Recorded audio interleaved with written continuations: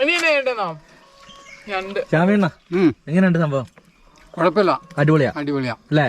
അപ്പൊ നമ്മുടെ ഞണ്ട് നോക്കിയാ ഇതൊരു പിടുത്തം പിടിക്കണം.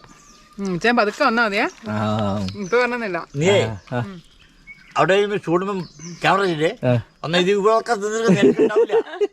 കിട്ടൂല. അടിപൊളിയാ അല്ലേ? പാക്കേജ് പോലെ ആക്കുന്നുണ്ട്. മീനും കൂടെ വെക്കാം, എല്ലാം കൂടെ രക്ഷയില്ലേട്ടാ.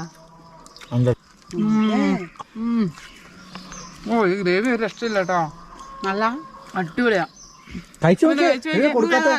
തിരക്കിലായതുകൊണ്ട് അത്രയ്ക്ക് കണ്ടീഷൻ ആയില്ല.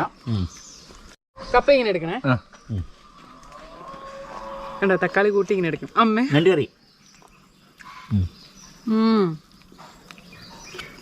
ആ മീനില്ലേ, ഈ മീൻ കഴിച്ചു കഴിച്ചാ അതെ.